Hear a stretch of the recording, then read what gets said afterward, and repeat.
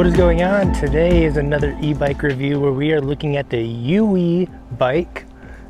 It's the EUY F6. Just a folding e-bike.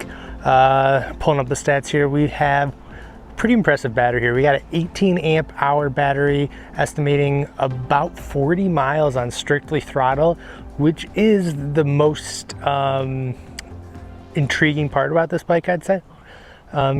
I have two bikes in front of me just so I can show you kind of a comparison of very, very similar bikes in this class. However, why this one stands apart, it's got to be the battery for me. Like I said, 18 amp hours is pretty good, especially on some of these mid-range bikes. So we're going to look at that. We're going to go over all the parts it has.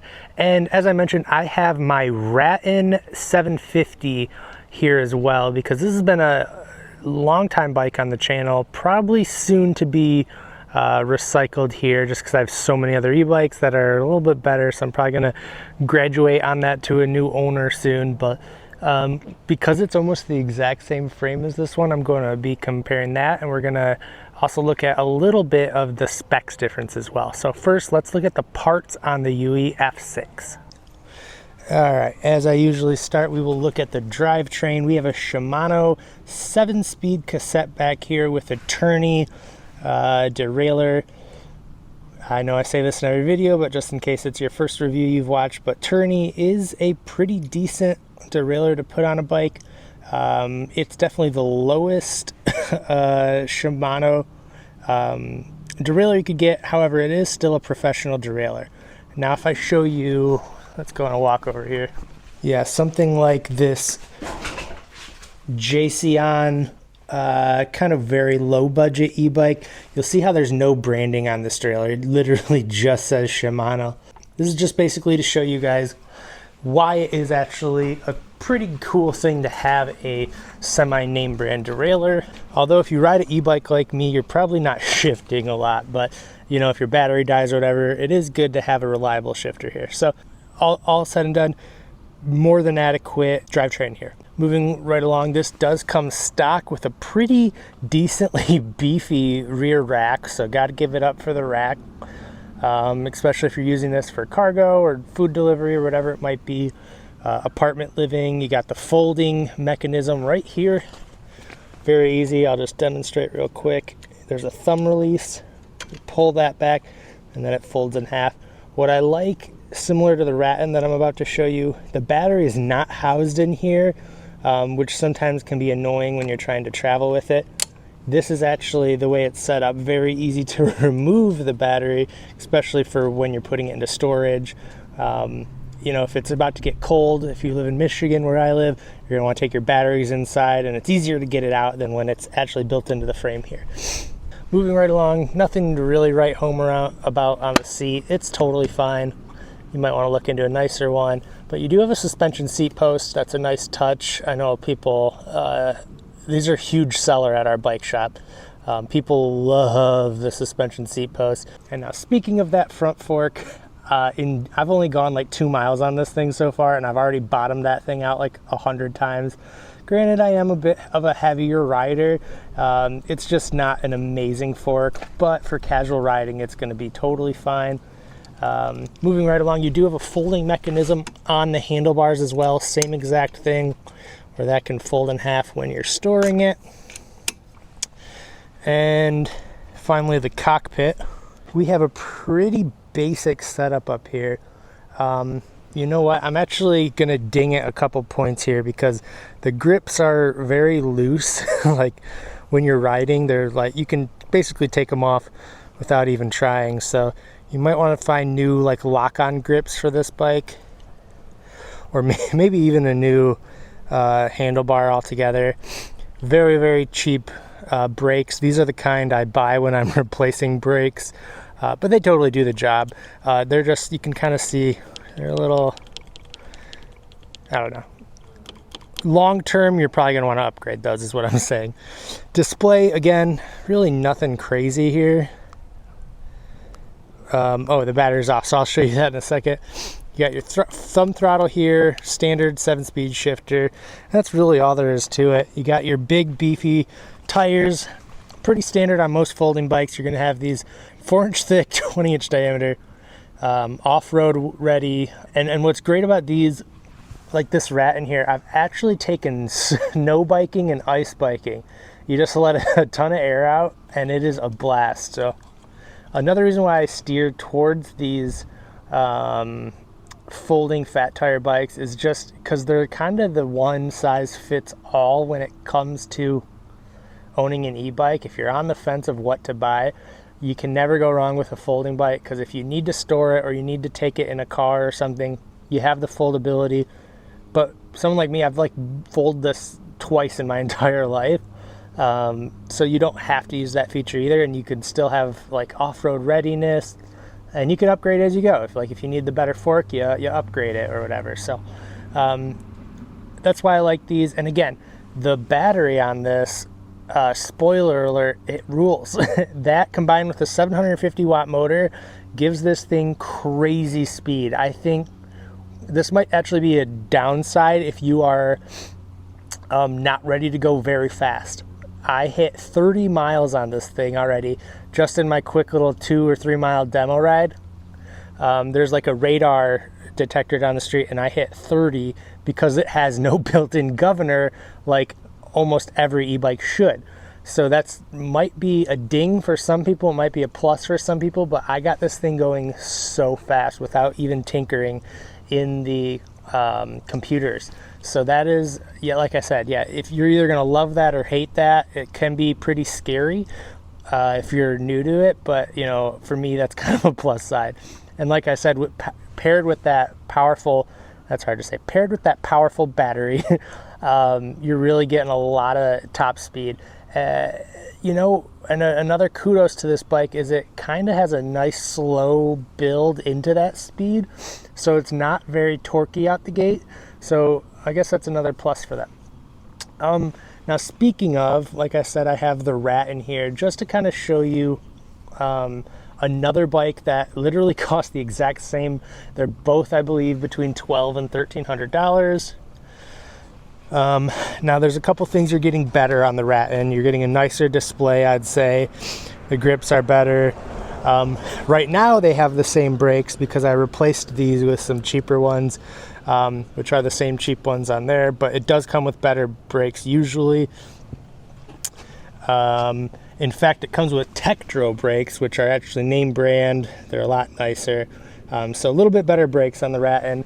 Fork looks cooler on the Rattan, but you know, kind of the same amount of badness. It bottoms out all the time, but nice for casual riding. Battery on here, while it does have a lot of power, I'm starting to see it lose its life a little bit here. So I've had this for maybe a year and a half. It's only a 13 amp hour battery, and you know, I'm hauling, like I usually put my daughter behind this bike and go on pretty long rides, and maybe it's just because I'm overworking it, but I'm definitely starting to see a little degradation in this battery. Totally normal, but if it was a nicer 18 or 20 amp hour battery, I probably wouldn't be seeing that yet. So something to keep in mind.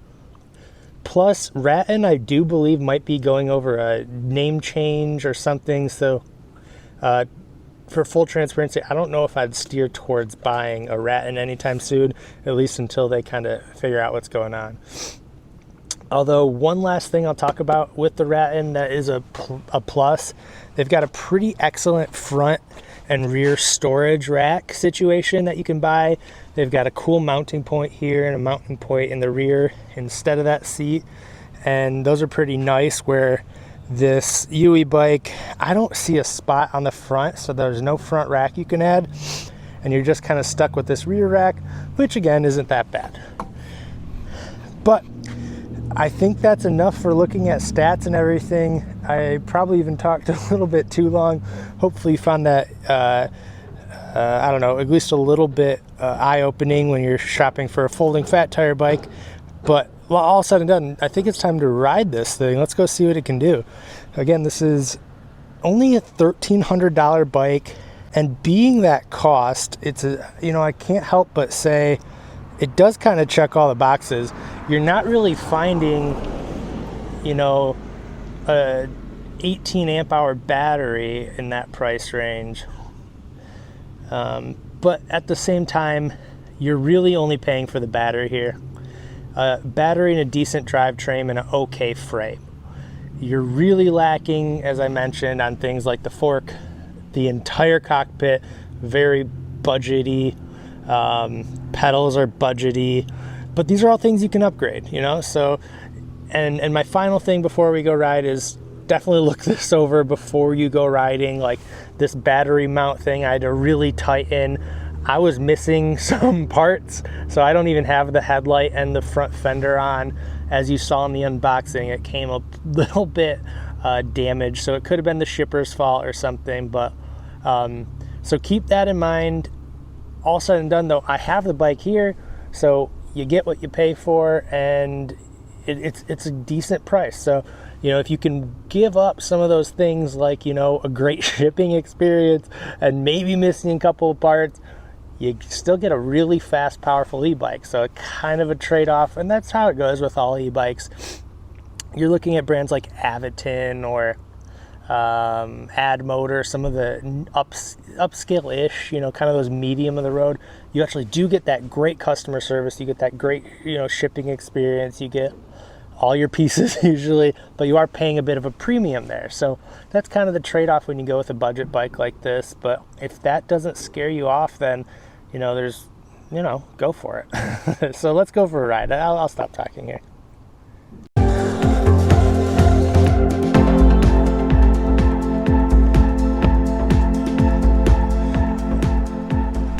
All right, we are going to try to recreate my max speed test here. Let's see how fast we can get. We got the radar at the bottom of the hill. Woo! There's 25, 26, and all right.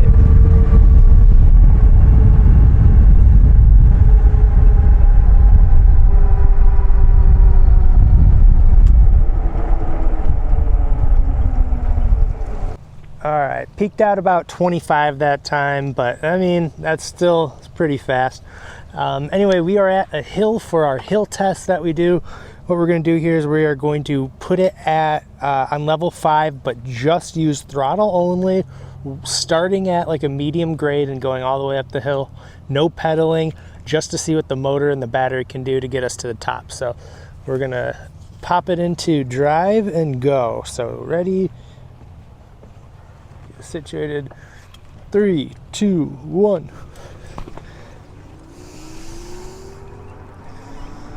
All right.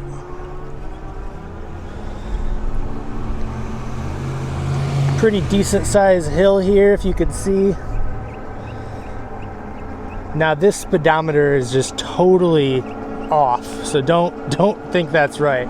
We're probably going closer to about 10 miles an hour. But it's handling it no problem at all. So that we're seeing that 750 watt motor in action. Yeah, so hills are not going to be a problem, even if you're a heavier rider like myself. All right. And then what I like to do now that we're at the top of the hill is the same exact thing. So we're going to slow all the way down, but just do a flat land speed test. So let's hit the throttle.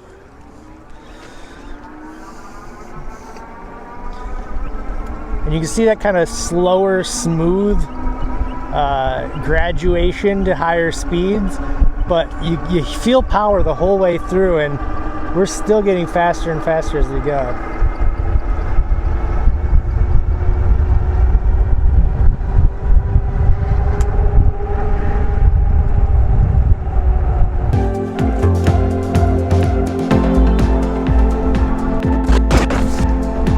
I don't know if I got that on film, but I just almost wiped out pretty hard on this thing.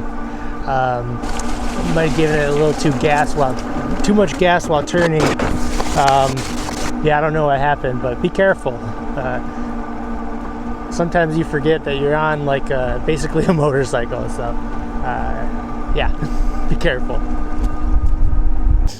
All right, time to go over my final thoughts here on the EUY bike, F6 folding bike. And it's kind of hard to sum up because there's just so many folding e-bikes on the market. At the end of the day, as I mentioned earlier, you got a big plus with the battery here. That's where most of the cost of this purchase is actually going. It is a 18 amp hour battery, and that's a pretty good thing. You do have a little bit of a downside though. As I mentioned, there's a couple not the greatest parts on here. But if you're looking for a longevity play, a bike that is going to last a lot of cycles, and you're not doing anything too crazy, you're just kind of keeping it casual, city riding, that's where I'd lean towards this. I do have my fears if you're going off-road or doing anything crazy like snow biking I mentioned earlier, that this won't have that longevity I just mentioned. So you do want to try to maybe weigh that while considering this bike. But as I mentioned, for just a really fast, fun bike, yeah, it kind of does that. So for that $1,300 price point, you know, I'm not jealous of the decision you have to make. There's so many great e-bikes for that price.